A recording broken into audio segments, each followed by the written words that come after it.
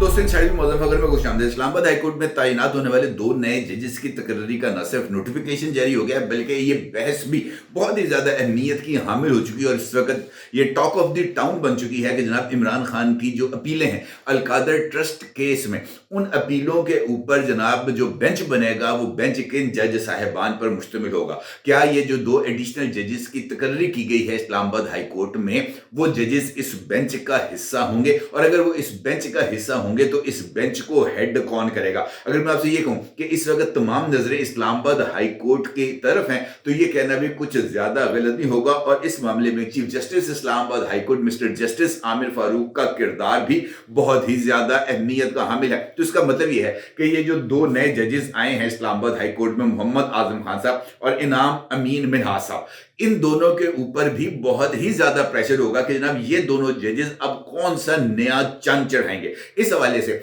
ये जो मंगल है यानी 21 जनवरी, जब ये दोनों जज साहिबान इस्लामाबाद हाई कोर्ट में chief justice Islamabad high court mister justice Aamir Farooq साहब से अपने ओहदे का हल्फ लेंगे, उसके बाद ही इस बात का तयन होगा कि जनाब अब कौन सी सिचुएशन को किस तरीके से एड्रेस किया जा रहा है। यह बात भी बहुत ज्यादा अहमियत की हामिल है कि इमरान खान की अलकादर ट्रस्ट केस में ये जो उनको सजा हुई है 14 साल कैद बमुशक्कत की, और मोहतरमा बुशरा बीबी को 7 साल कैद की और 5 लाख रुपए और 10 लाख रुपए जुर्माने की जो सजा है, इसके खिलाफ अपीलें भी मुमकिन तौर पर अगले 7 रोज के अंदर ही इस्लामाबाद हाई कोर्ट में जमा कराई जाएंगी। और इन अपीलों की समाअत के लिए भी जो बेंच है उसकी जो है वो फॉर्मेशन की जाएगी। ये नुकता भी बहुत ही ज्यादा अहमियत का हामिल है, जहां पर यह नुकता अहमियत का हामिल है कि जनाब ये जो बेंच है ये बनेगा कौन सा और इसके अंदर कौन कौन से जज शामिल होंगे। तो यह नुकता भी बहुत ज्यादा अहमियत का हामिल है कि क्या मिस्टर जस्टिस आमिर फारूक साहब इस बेंच को जो कि इमरान खान की सजाओं के खिलाफ बनेगा उसको सुपरवाइज करेंगे। क्योंकि अब तक जितने भी मुकदमात जनाब इमरान अहमद खान न्याजी हालमुकी मडियाला जेल के इस्लामाबाद हाई कोर्ट आए हैं, वहां पर या तो उनकी सजाएं मुअत्तल हुई हैं या सजाओं को काला दम करार दिया गया है। इसके अलावा के सजाओं को बरकरार रखा जाए, इस तरह का कोई फैसला आज तक इस्लामाबाद हाई कोर्ट से बरामद नहीं हुआ। चाहे जनाब वो जो है अतर मिन अल्लाह साहब के बतौर chief justice Islamabad high court का दौर हो, या जनाब जस्टिस आमिर फारूक साहब के बतौर chief justice Islamabad high court का दौर हो। यहां से इस्लामाबाद हाई कोर्ट से इमरान खान के लिए हमेशा रिलीफ ही सामने आया है।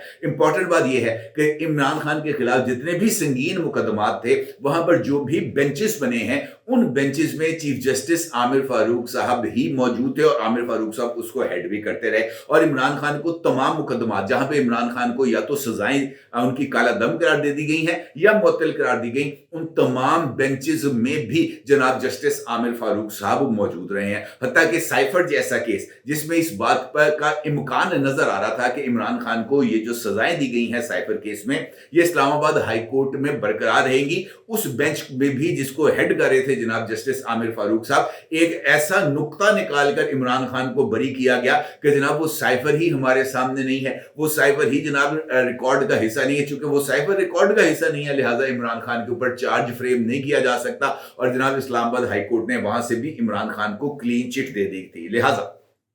इस सब कार्रवाई करने के बावजूद, इमरान खान को रिलीफ देने के बावजूद, इमरान खान का जो हदफ है इस्लामाबाद हाई कोर्ट के अंदर वो जस्टिस आमिर फारूक साहब है। कैसा दिलचस्प है कि नहीं सिचुएशन, क्योंकि इमरान खान को जो रिलीफ दिया वो भी जस्टिस आमिर फारूक साहब हैं, और इमरान खान ने सबसे ज्यादा बुरा भला जिस जज को कहा वो भी जस्टिस आमिर फारूक हैं। आमिर फारूक के खिलाफ खुद इमरान खान ने सुप्रीम जुडिशियल काउंसिल के अंदर जनाब जो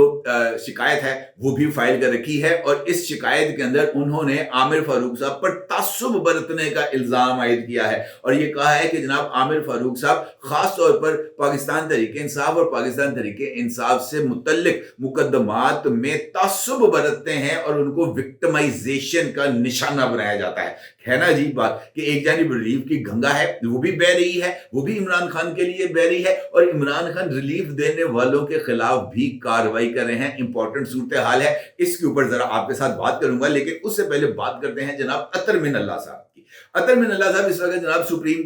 कोर्ट के जज हैं और जो है वो आज लाहौर में तशरीफ फरमा थे। यहाँ पर उन्होंने जानवरों के हकूक के हवाले से एक जो सेमिनार था उससे उन्होंने खिताब किया, और उन्होंने इस खिताब के दौरान 2 वाकयात का जिक्र किया। एक, उन्होंने कहा जनाब पाकिस्तान की तारीख का सबसे جو آمرانہ دور تھا وہ ضیاء الحق کا دور تھا، اور ضیاء الحق کے دور میں ہی پاکستان کے اندر سب سے زیادہ سیاسی آزادیوں کو سلب کیا گیا، اور سیاسی قیدیوں کو شاہی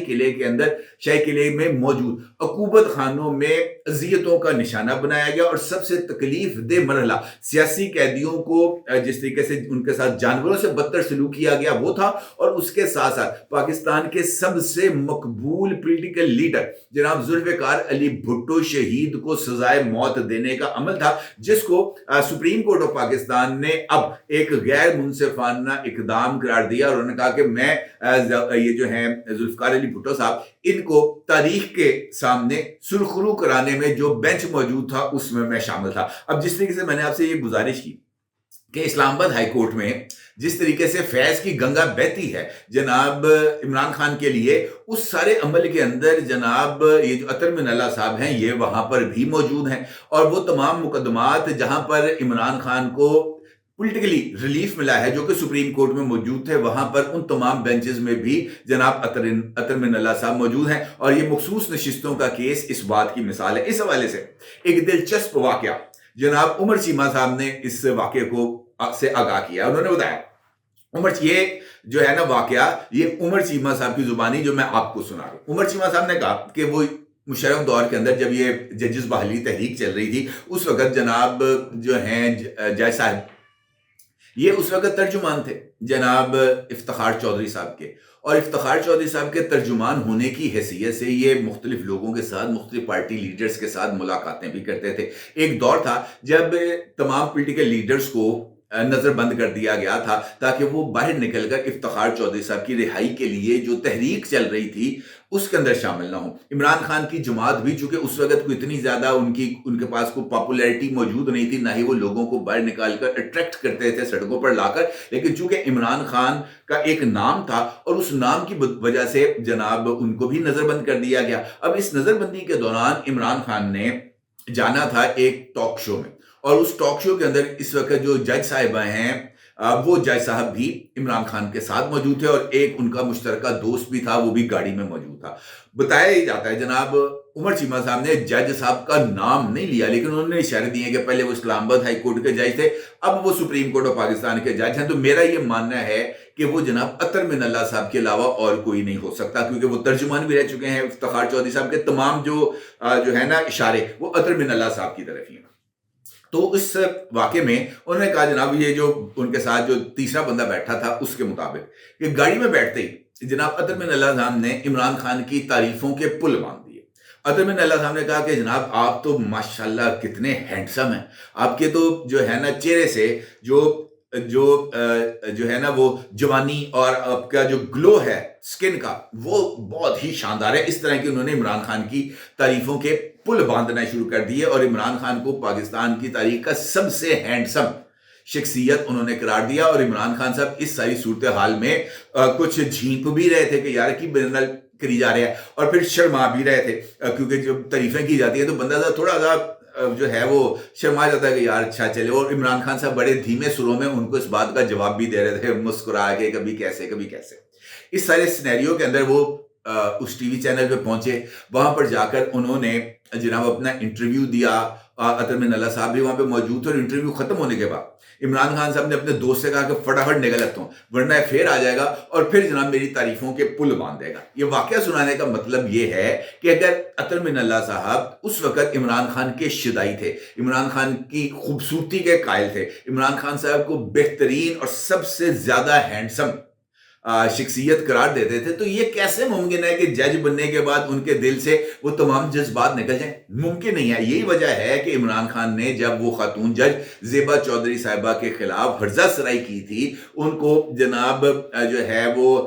دھمکی دی تھی کہ جناب ہم نے بھی آنا اقتدار میں آ کے تمہیں دیکھ لوں گا، تو اس کے بعد جو توہین عدالت کی کاروائی شروع ہوئی تھی عمران خان کے خلاف، تو اطہر من اللہ صاحب نے ہی عمران خان سے خود ہاتھ باندھ کر اس بات کی درخواست دی کہ تاڑی مہربانی ساڑھے کو معافی مانگ لو تاکہ ہم آپ کو بھجوا سکیں، آپ بڑے پاپولر آدمی ہیں۔ اور اس کے بعد بھی عمران خان نے معافی نہیں مانگی تھی، تو عمران خان نے اس پر یہ کہا تھا کہ جناب میں آپ سے اظہار ندامت کرتا ہوں۔ عمران خان نے براہ راست معافی نہیں کہی تھی کہ آئی ایم سوری، مجھ سے غلطی ہوگی، مجھے معاف کر دیں۔ تو کہنے کا مطلب یہ ہے کہ یہ عدالتوں کے اندر نا ہمارے خاص طور پر یہ تھرڈ ورلڈ اور خاص طور پر پاکستان इनकी अदालतों में जनाब ये जो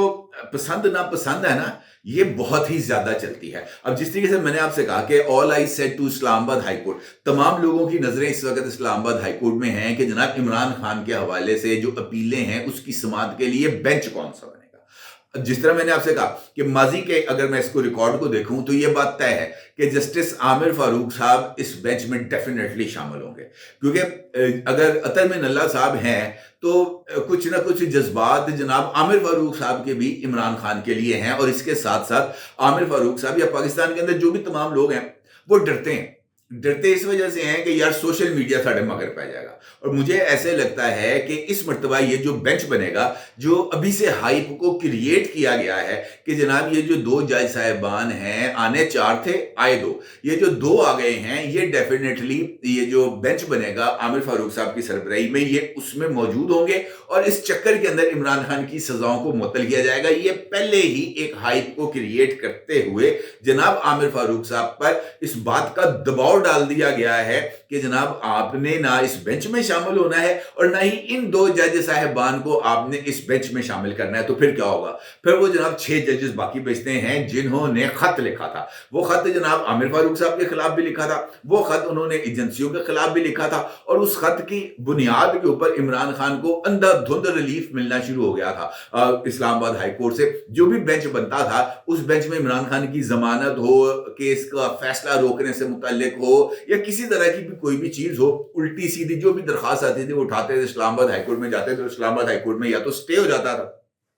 या अबूरी जमानत मिल जाती थी, और अबूरी जमानत भी 2-2, 3-3 महीने की मिलती थी। अदरवाइज तो अगर देखा जाए आम आदमी के लिए, मेरे आपके लिए, अगर हम अबूरी जो है वो जमानत के लिए दरखास्त दें तो वो हफ्ते 10 दिन से आगे नहीं मिलती अबूरी जमानत, लेकिन इमरान खान थे, उनके लिए ये सब कुछ होता रहा। अब इस सिचुएशन के अंदर जो मैं आपको बता रहा हूं कि इस सिचुएशन में जो दबाव है वो डायरेक्टली और इनडायरेक्टली आमिर फारूक साहब पर आ रहा है। अब अगर आमिर फारूक साहब, जिस तरह मैंने आपसे कहा कि जितने भी इमरान खान की इस्लामाबाद हाई कोर्ट से सजाएं मुअत्तल हुई हैं या सजाएं काला दम करार दी गई हैं, इमरान खान को बरी करार दिया गया है, उन बेंचेस में आमिर फारूक मौजूद थे, और इस बेंच में भी मुझे आमिर फारूक साहब की मौजूदगी नजर आ रही है। अलबत्ता ये जो 2 जज साहिबान हैं, एडिशनल जजेस,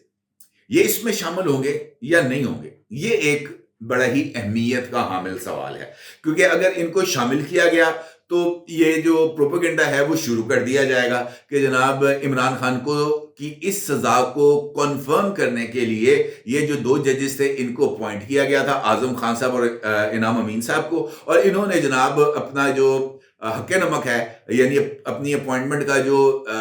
सिला है वो दे दिया इमरान खान को सजा देकर। और अगर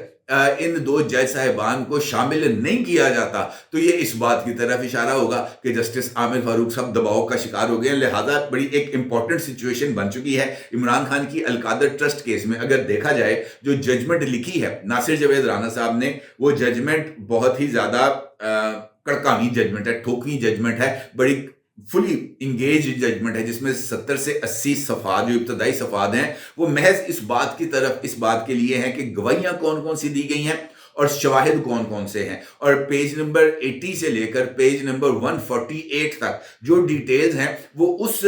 गवाहियों और उस शवाहिद को वैलिडेट करने के लिए तहरीर किए गए। तो बड़ी ही इंपॉर्टेंट जजमेंट है, और इस जजमेंट को सेट असाइड करना जो भी बेंच बनेगा उसके लिए जो है वो बड़ा ही मुश्किल मरहला होगा। अलबत्ता जो दबाव है वो इस वक्त आमिर फारूक साहब पर डायरेक्टली और इनडायरेक्टली आ गया है, और देखना यह है कि आमिर फारूक साहब इस दबाव से बाहर कैसे निकलते हैं। वैसे ही निकलते हैं जैसे अतर बिन अल्लाह साहब खूबसूरतियों की तारीफ करते हुए निकले, या आइन पर पहरा देते हुए निकलेंगे जैसे जस्टिस काजी फाइज ईसा निकले। अब दिन रहेगा, जरूर इज़हार कीजिएगा। आपका बहुत शुक्रिया। अल्लाह।